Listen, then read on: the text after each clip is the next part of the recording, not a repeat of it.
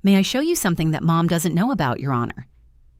My 7-year-old daughter said this in a courtroom in Richmond, Virginia, on a Thursday morning in October, while standing in front of a family court judge in a navy dress I'd ironed that morning, and white sneakers with small flowers on them that she'd picked out herself because Isabella Aldridge is the kind of child who picks her own shoes for important occasions. And this, she'd decided without telling anyone, was the most important occasion of her life. I was sitting at the petitioner's table next to my lawyer. My hands were in my lap. My heart was in my throat. My husband, Derek, was sitting across the aisle with his lawyer, 12 feet away, in a $200 tie, and the specific composure of a man who'd spent the morning performing fatherhood for a judge who hadn't yet seen the backstage. We were 40 minutes into a custody hearing that Derek had initiated because he'd filed for divorce 3 months earlier with a narrative that described me as emotionally unstable, unfit, and incapable of providing a stable home for our daughter. His lawyer had filed motions. His lawyer had subpoenaed my therapy records. His lawyer had used the word unfit 11 times in the opening statement because repetition is how lies become familiar, and familiar is how lies become believed. Then Bella spoke. She hadn't been called as a witness. She was sitting in the gallery behind me with my mother, Elena. Nobody expected her to speak. 7-year-olds don't speak in custody hearings. They sit, they watch. They absorb things they shouldn't have to absorb and carry them home in backpacks that are too small for the weight. They are the cargo of other people's wars, delivered to courtrooms in ironed dresses by mothers who tell them, "Just sit with abuela and color, baby."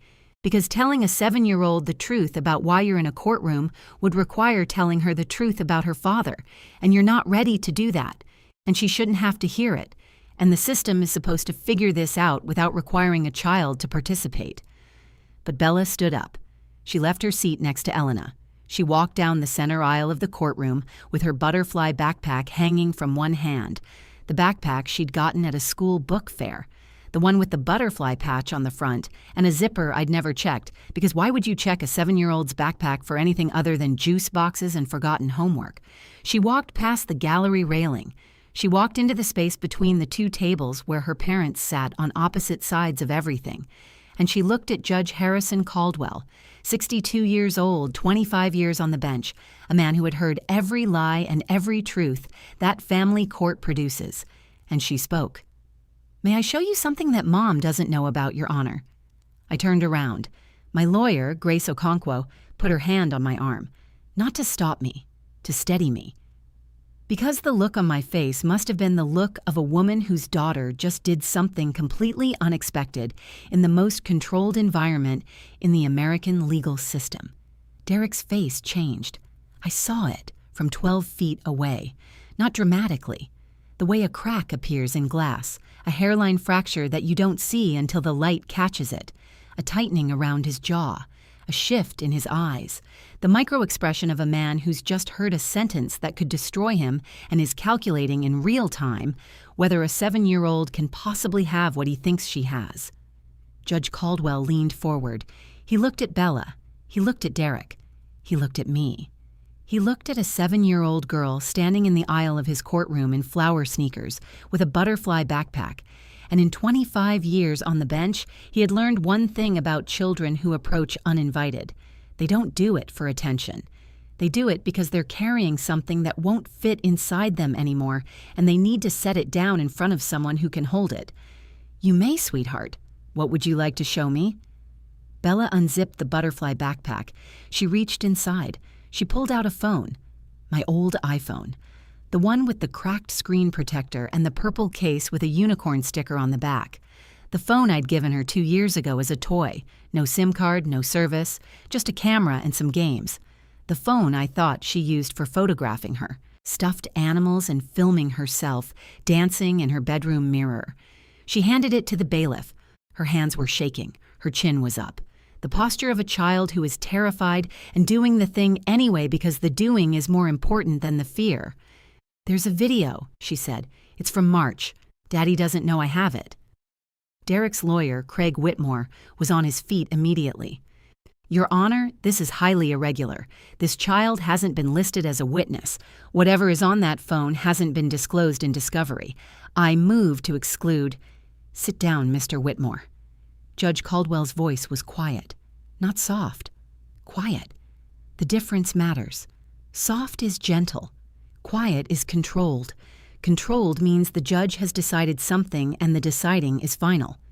I am going to see what this child brought to my courtroom. If it's relevant, we'll discuss admissibility. If it's not, we'll move on. But I will not silence a 7-year-old who walked to this bench on her own 2 feet to show me something she's been carrying. The bailiff connected the phone to the courtroom display screen. The screen flickered. A living room appeared. My living room. The kitchen island. The refrigerator. The camera angle was low, shaky, the perspective of someone filming from behind furniture. From behind the couch, the video played, 4 minutes and 37 seconds. And what it showed, what my daughter had been carrying in a butterfly backpack for 7 months while eating breakfast across the table from the man it recorded, froze every person in that courtroom, including me, especially me. But before I tell you what was on that video, you need to understand the 8 years that came before it.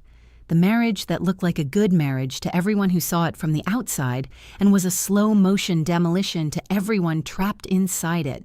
The man who never hit me and used that fact as his shield while doing everything in his power to make me wish he would, because at least then there would be a bruise someone could see. And the little girl who saw what I couldn't prove and did the bravest thing anyone in this story ever did. She pressed record. She was 6 years old when she pressed it. She was 7 when she pressed play in a courtroom. The year between those 2 buttons was the longest year of her life. Before I go further, I need to ask you something. Have you ever lived in a house where the air was always wrong? Not dangerous, not immediately, not the kind of wrong that sends you running, but the kind of wrong that hums, like a refrigerator you can hear from every room, a low-frequency tension that never turns off, that you learn to sleep through, eat through, breathe through, until one day you realize you've been holding your breath for 8 years and the only person in your house who noticed was 4 feet tall and hiding behind the couch with a phone. If that question just made your chest tight, stay with me.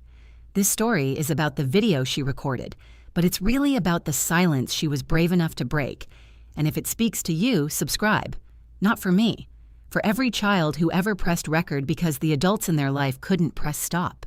I grew up in Fredericksburg, Virginia, a town that sits on the Rappahannock River halfway between Richmond and Washington and can't decide which city it belongs to, so it belongs to itself, which is the most Virginia thing a town can do. My father, Marco Vasquez, was a firefighter for 31 years. He left for work every morning in a uniform that smelled like diesel, and the particular confidence of a man who walks into burning buildings for a living and considers it normal. He retired at 60. He still smells faintly of smoke, which my mother says is his cologne, and my father says is his personality. My mother, Elena, was a school nurse. 30 years at Fredericksburg Elementary. She put Band-Aids on scraped knees and ice packs on bumped heads and thermometers under tongues.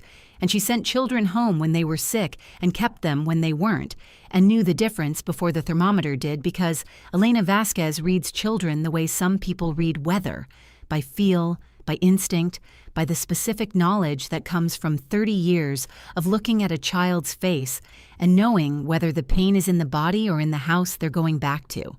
I'm the oldest of 3, Mexican-American family, Catholic, Sunday Mass, quinceañeras, tamales at Christmas, the whole architecture of a family that operates on love and guilt in equal measure. I moved to Richmond at 18 for nursing school at VCU. I became a pediatric nurse. I earned $68,000 a year taking care of other people's children at VCU Medical Center. I was good at it. I was good at it because caring for vulnerable people is my nature, which is also my flaw, because I extended that care to a man who used it as a leash. I met Derek Aldridge at a friend's engagement party in Richmond in 2015. I was 25. He was 28. He worked as a commercial insurance broker, which is a profession that requires you to sell people protection from things that haven't happened yet, and I sometimes think that's what Derek did in our marriage, too. He sold me protection from the version of himself I hadn't seen yet and charged me for it in silence and compliance and the slow erosion of everything I used to be before I became his wife. He was charming. I need to be specific about what charming means in the context of a man who would later throw glasses at walls and corner me against refrigerators and threaten to take my daughter if I spoke. Charming means he remembered what I said. Charming means he asked follow-up questions. Charming means he sent flowers that were my favorite color, not his guess at my favorite color, but my actual favorite, because he'd listened when I mentioned it once, and listening in those early months felt like love. It wasn't love. It was reconnaissance. He was mapping me the way a general maps terrain before an invasion, finding the soft spots, the access points, the places where the defenses were thinnest.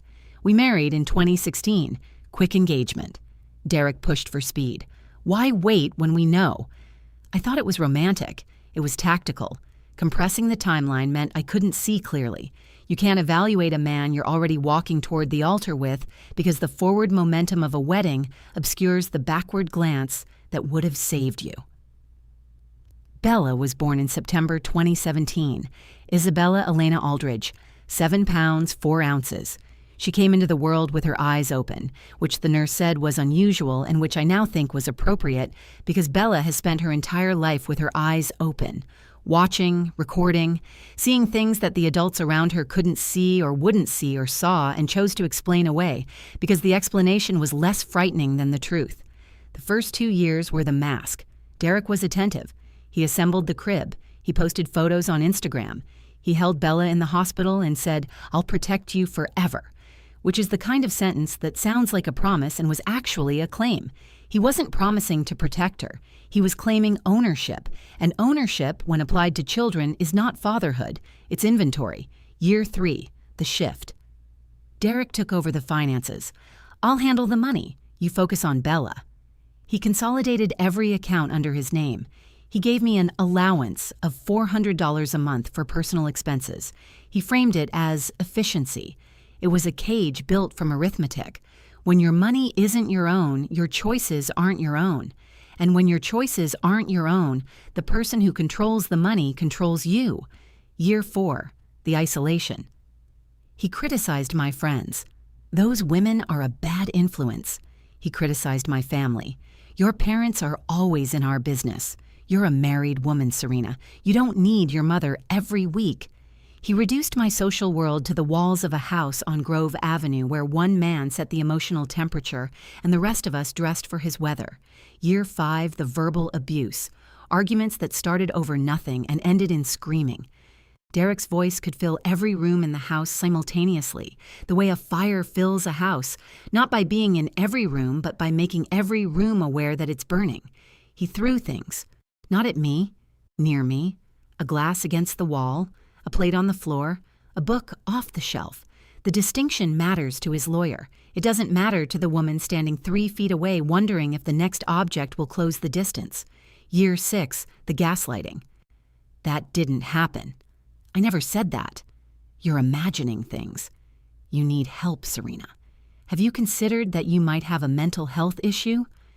The systematic dismantling of a person's trust in her own memory, designed to make her dependent on the abuser's version of reality, because her own version has been edited, corrupted, overwritten by a man who understands that if you change someone's memory often enough, they stop trusting it entirely.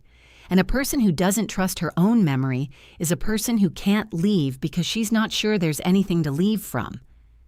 Year 7, Bella started noticing. She was 5. She flinched when Derek raised his voice. She hid during arguments, going to the place behind the couch that she'd identified as the safest spot in the living room because it was below the sight line and protected on 3 sides. She started sleeping with her bedroom door locked.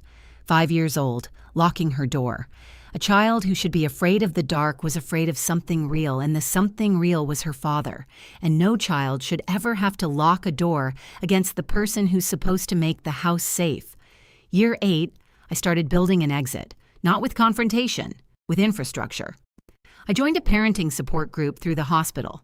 I started therapy with Dr. Ava Christiansen, a psychologist who specialized in domestic abuse survivors.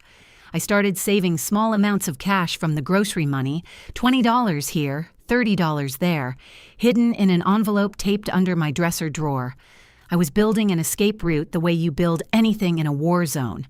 Quietly, with scavenged materials, behind walls. Derek sensed it. Narcissists are seismographs. They detect tremors before the earthquake. He noticed the therapy appointments. Why are you telling a stranger about our marriage? He noticed the support group. Those women are filling your head with victim nonsense. He noticed I was different. Not louder, steadier. And steady, to a man who needs you off balance, is the most threatening thing you can be. He filed for divorce in June 2024 through Craig Whitmore, the most aggressive family attorney in Richmond. The filing described me as emotionally unstable. It cited my therapy sessions as evidence of mental health issues. It cited the grocery money savings as financial irregularities. It requested full custody of Bella on the grounds that I was an unfit mother who prioritizes her own emotional needs over the welfare of the child. A man who threw glasses at walls and screamed profanity while his daughter hid behind the couch filed paperwork calling me unfit. The system accepted the paperwork because the system accepts paperwork. The system doesn't check for fingerprints or flinches or the dried residue of shattered glass in the grout of a kitchen floor that a woman cleaned at 11 p.m. so her daughter wouldn't see it in the morning. He never hit me. That was his defense.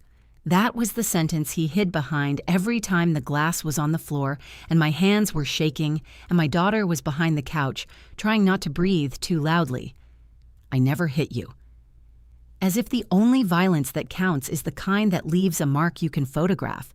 As if screaming isn't violence. As if throwing objects at a wall 2 feet from your wife's head isn't violence. As if cornering her against a refrigerator isn't violence. As if telling your 5-year-old that you'll take her mother away if she speaks isn't the worst violence of all. The kind that doesn't bruise skin but bruises a child's understanding of safety so deeply the bruise never fully heals. If you've ever lived with someone who never hit you but made you flinch every time they entered a room, tell me about it. Not the big story, the flinch. Because the flinch is the story. The flinch is the body, remembering what the mind is trying to forget. Now I need to tell you about what Bella did, not what I did, not what my lawyer did, what my daughter did with a cracked iPhone and a butterfly backpack and months of silence, and a sentence from a school counselor that she carried in her chest like a key, waiting for the right lock. Bella had been watching, since age 5. 2 years of being the silent observer of a marriage that was detonating in slow motion around her. She heard the screaming through the walls. She saw the broken glasses in the morning, swept up before school, the evidence removed, but the residue remaining in the grout and in her memory. She heard her father's threats. The one that changed everything happened on a Wednesday evening when Bella was 5 years old. Derek had been screaming at me about a phone call I'd received from a friend. After I went to the bedroom, Derek found Bella in the hallway. She'd been standing there out of sight, but within earshot. "Were you listening?" She shook her head.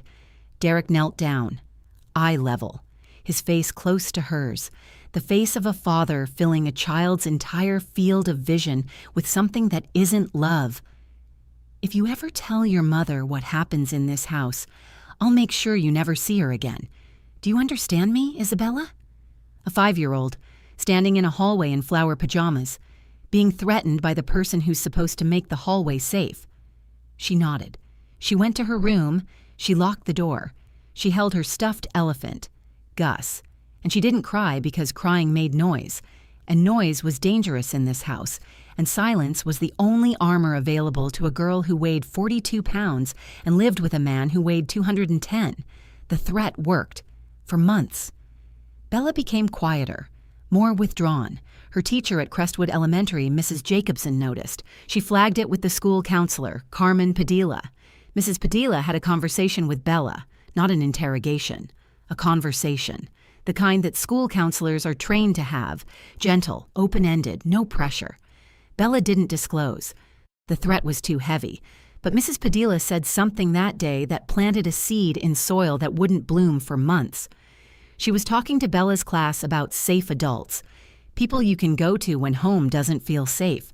Teachers, counselors, police officers, judges. Judges? Bella asked. Yes, judges are people who make sure the rules are followed. Even grown-ups have to listen to judges. Even Daddy has to listen to a judge. Bella didn't say this out loud. She thought it. She filed it. She carried it for months, the way she carried everything, silently, in a body that was learning to store adult-sized information in a child-sized container. The video. March 2024, a Thursday evening. I was in the kitchen making dinner.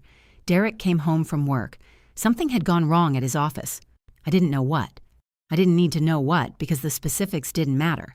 What mattered was the energy he brought through the door, the pressure change that I'd learned to read the way sailors read barometric shifts, the drop in pressure that means a storm is coming and the only question is how bad.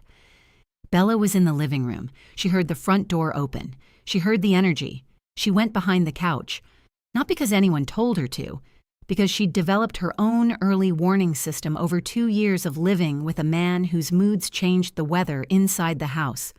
Behind the couch was below the sightline. Behind the couch was invisible, and invisible was the closest thing to safe. She had the phone, my old iPhone, the toy. She'd been carrying it around the house for weeks, filming her stuffed animals, recording herself singing, doing the things 6-year-olds do with cameras. But tonight, behind the couch, listening to her father's voice rising in the kitchen, she did something different. She pointed the camera over the back of the couch. She pressed record. 4 minutes and 37 seconds. The first 30 seconds. Derek pacing in the kitchen. His voice elevated, not shouting yet, the warm-up, the stage of the cycle I'd learned to recognize the way you recognize the rumble before an earthquake, the sound that tells you the ground is about to move but hasn't moved yet. 0:47. Derek picks up a glass from the counter, a drinking glass. He looks at it. He looks at me. He throws it at the wall 2 feet from my head. The glass shatters. The sound is enormous through the phone speaker. Fragments scatter across the floor. I flinch. The flinch is visible on the video. My shoulders rise. My head turns. My body curves inward. The posture of a woman who has been flinching for so long, the movement has become structural, built into her skeleton, a permanent architectural adaptation to living with a man who throws things. 1:22. Derek's voice clear, captured by a phone behind the couch. You think you can leave me? You think any judge is going to give you custody? I'll bury you. I'll take Bella. I'll tell them you're crazy. Who are they going to believe, me or the woman who can't even keep a house clean? 2:15. He steps closer. He corners me against the refrigerator. His body blocks the camera's view of my face, but his voice is clear, close, intimate in the way that threats become intimate when the person delivering them is inches from your ear and the person receiving them can feel his breath on her neck. If you ever try to leave, I will make your life a nightmare. You'll lose everything, including her. Her. Bella. The child behind the couch. The child he was using as a weapon against the woman pressed against the refrigerator. The child he didn't know was recording every word because Derek Aldridge never checked behind the couch. He never checked because he never considered that the smallest person in his house might be the most dangerous. 3:58. Derek turns. He walks to the back door. He opens it. He slams it shut.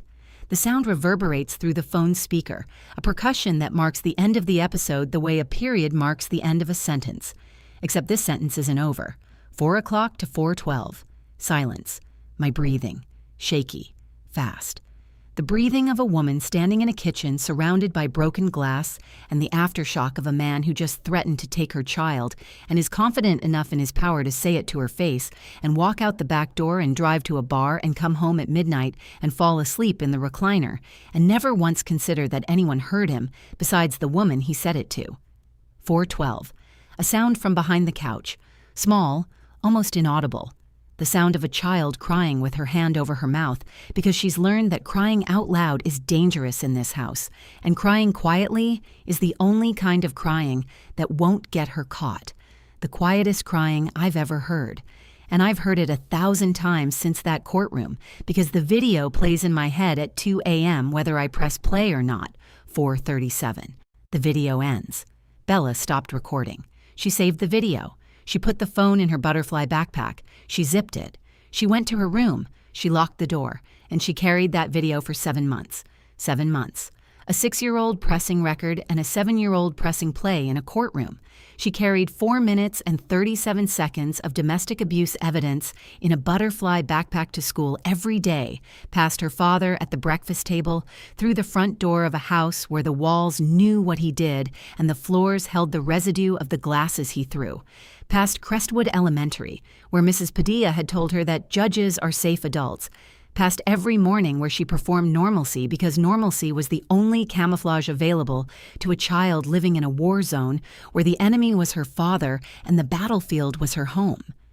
She didn't tell me, because Derek's threat was still active. You'll never see her again. She didn't tell Mrs. Padilla. She didn't tell her grandmother. She didn't tell Gus the stuffed elephant, though I imagine Gus heard about it at 2 a.m. when the door was locked and the house was quiet and a little girl talked to the only person she trusted completely, which was a stuffed animal, because stuffed animals don't repeat what you tell them and they never make promises they can't keep and they never throw glasses at walls. She waited. She waited for the safest adult in the world, the one even Daddy had to listen to, the judge. You've already been in the courtroom. You've already heard Bella speak.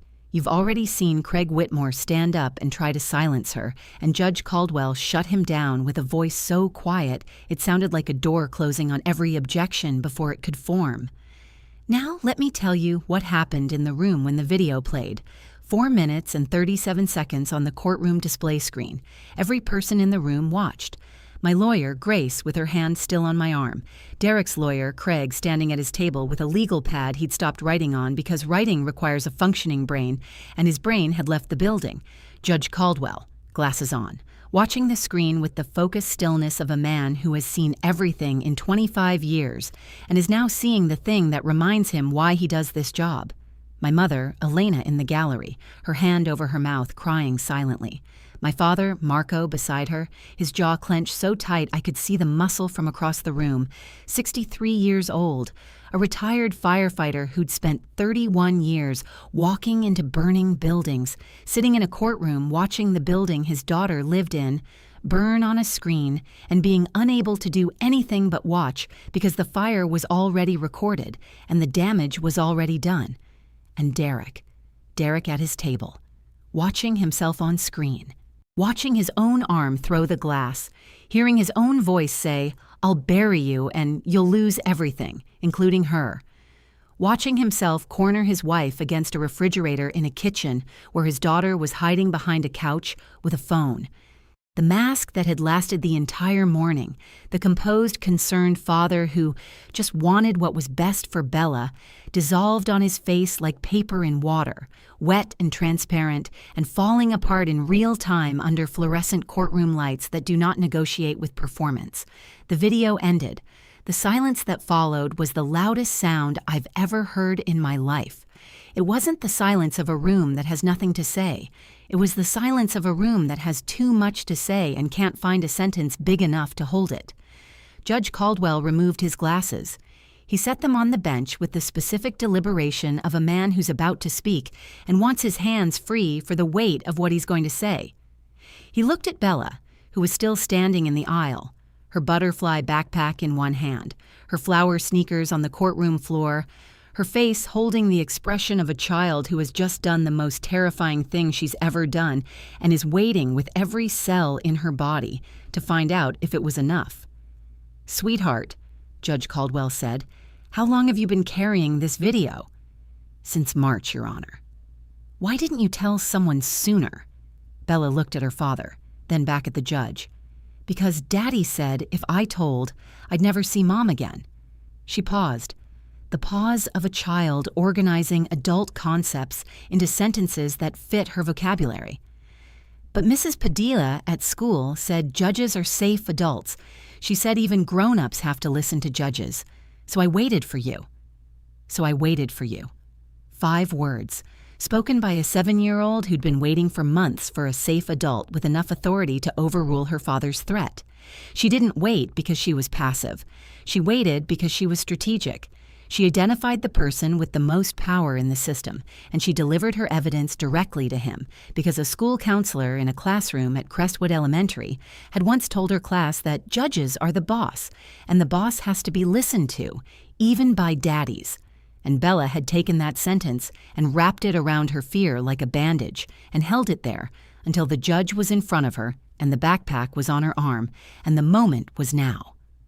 My daughter pressed record.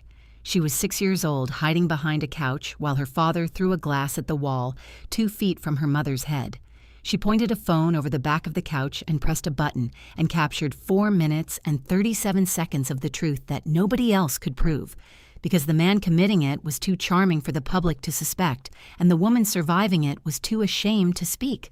She carried that video for 7 months in a butterfly backpack past her father at the breakfast table, past the house where the walls knew, past every morning where she pretended to be fine, because fine was the only option. She waited for a judge, because a school counselor told her judges are safe. She was 6 when she pressed record, and 7 when she pressed play, and the year between those 2 buttons was the longest year of her life. If that doesn't make you believe that children are braver than we give them credit for, nothing will. Judge Caldwell called a 30-minute recess. He reviewed the video again in chambers. He consulted with both attorneys. Craig Whitmore argued for exclusion. The video wasn't disclosed. The child wasn't a listed witness. The evidence was obtained without the subject's knowledge. Grace Okonkwo argued for admission. The video was direct evidence of domestic abuse and threats of custody manipulation, and excluding it would silence the child this court existed to protect. Caldwell ruled, "This court exists to determine the best interests of the child. The child herself has provided direct evidence of an unsafe home environment created by the respondent. I will not exclude testimony because it came from the person this court is designed to protect." The video was admitted. Derek requested to speak. Caldwell allowed it. Derek stood. His composure was partially reassembled, the mask back on but fitting differently now, the way a mask fits after it's been dropped and picked up. The same shape, but with hairline cracks that show in the light. "Your Honor, I want to be clear. I have never hit my wife. That video shows a heated argument. Marriages have arguments. The glass was thrown at the wall, not at her. I would never." "Mr. Aldridge." Judge Caldwell's voice was the same quiet from before, the quiet that isn't soft. "I've watched that video twice. I heard you tell your wife you would take her child if she tried to leave. I heard you tell her you would bury her. I heard you tell her no one would believe her. I heard the sound of a glass shattering 2 feet from her head, and I heard your daughter crying behind the couch because she was afraid to let you hear her cry." He paused. "You have never hit your wife. I'll accept that. But you have terrorized your household. You have threatened your spouse with the removal of her child as a tool of control. And you told your daughter, who was 5 years old at the time, that if she spoke about what she witnessed, she would lose her mother. That is not a heated argument, Mr. Aldridge. That is coercive control, and in my courtroom, that matters." The ruling. Full custody to Serena Aldridge. Derek Aldridge receives supervised visitation only to be conducted at a neutral, court-approved location, pending completion of a court-mandated domestic violence intervention program and a full psychological evaluation. The house on Grove Avenue is awarded to Serena and Isabella. Derek is ordered to vacate within 30 days. All joint financial accounts are frozen and subject to equitable redistribution under court supervision. A protective order is issued prohibiting Derek from contacting Serena outside of scheduled, supervised visitation exchanges. Craig Whitmore filed an objection. Noted. Overruled. Craig packed his briefcase in silence. He didn't speak to Derek. He didn't offer reassurance or strategy or the usual post-hearing debrief. He filed a motion to withdraw from the case the following week. Their professional relationship apparently doesn't survive courtroom footage of a client throwing glassware at a wall while threatening his wife and traumatizing his daughter. In the hallway, my father, Marco Vasquez, stood between Derek and the exit. Not blocking, just present. The specific presence of a 63-year-old retired firefighter who has wanted to say something to his daughter's husband for 8 years and is choosing, in a courthouse hallway, to say it with posture instead of words. Derek walked around him. Marco said nothing. The courtroom had said everything. Elena held Bella in the hallway. She was crying. Bella patted her grandmother's back, the reverse of how this should work, the child comforting the adult, and said, "It's okay, abuela." The judge listened. Because Bella at 7 understood something most adults learn too late. The truth only works if you give it to someone with the power to act on it. She didn't tell her mother because her mother couldn't override her father's threat. She didn't tell her teacher because teachers can't issue custody orders. She told the judge because judges can. She chose her audience the way an archivist chooses a repository, carefully, strategically, matching the document to the institution with the authority to preserve it. That night, the house on Grove Avenue. No Derek. The house was quiet. Not the loaded quiet that precedes an explosion. Real quiet. The quiet of a house exhaling for the first time in 8 years, the walls relaxing, the air settling into a temperature that nobody was controlling because the thermostat wasn't a person anymore. It was just a thermostat, and thermostats don't scream.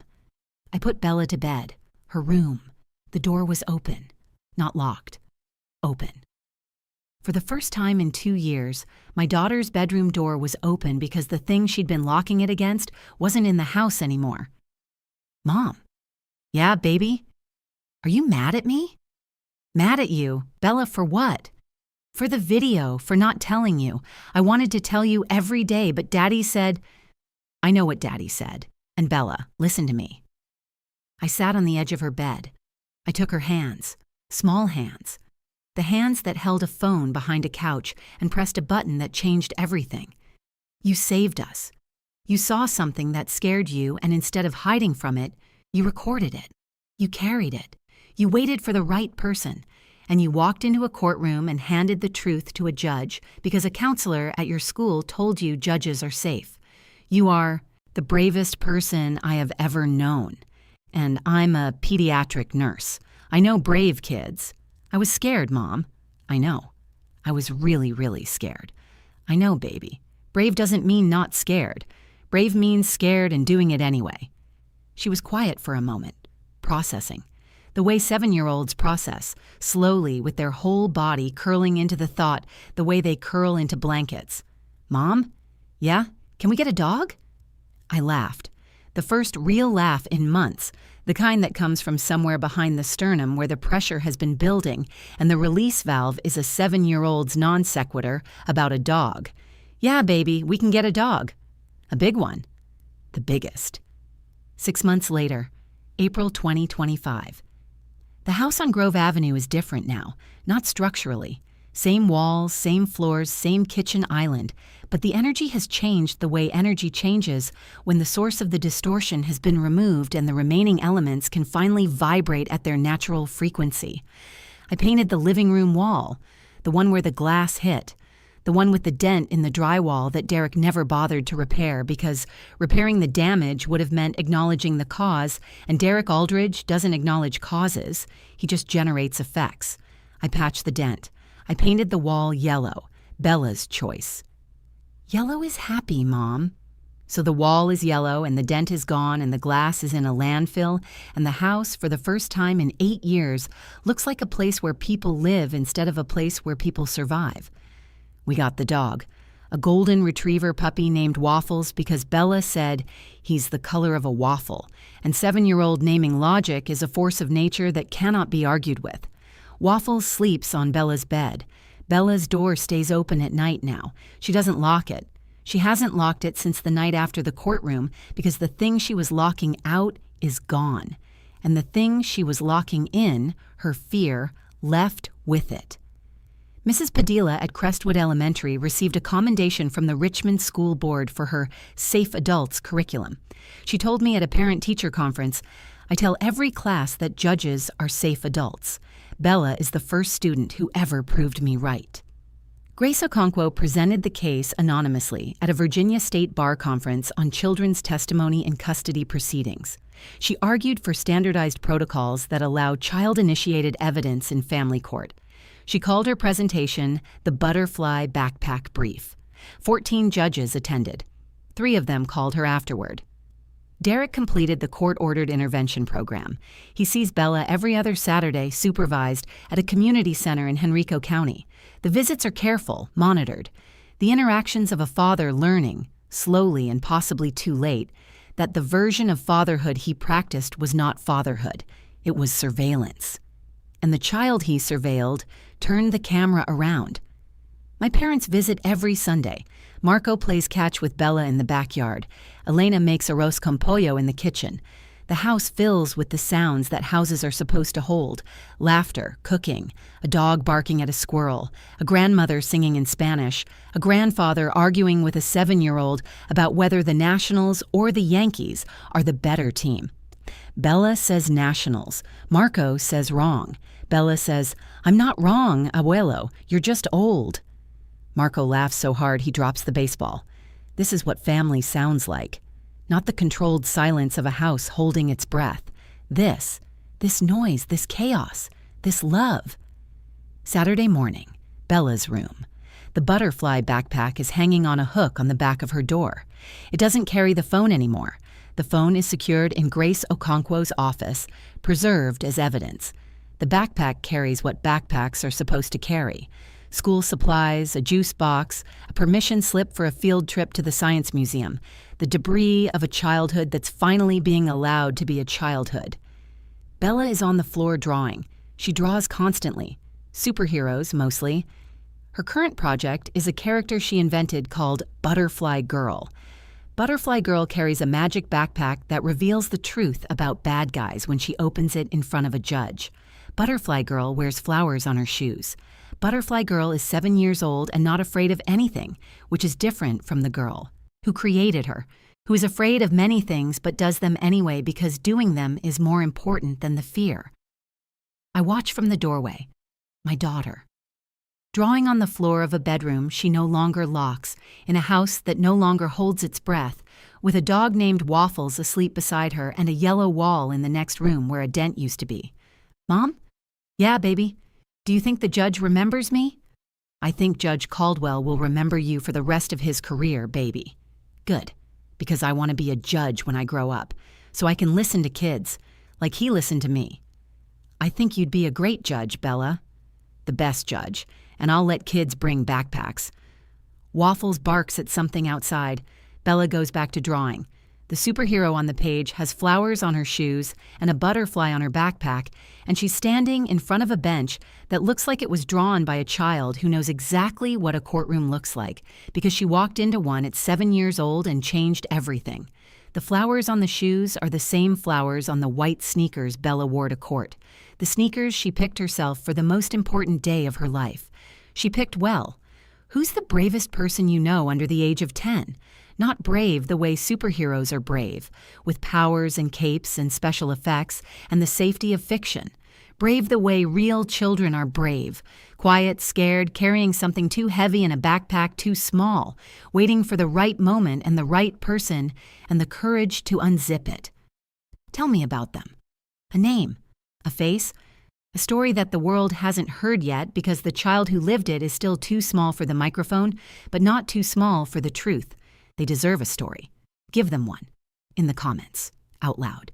And if there's a child in your life who's gotten quieter lately, who flinches at loud voices, who locks their bedroom door at night, who carries a backpack they won't let you look inside, don't look inside, but ask, gently, patiently.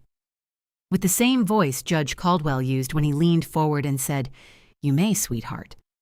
Because that child might be carrying something that could change everything.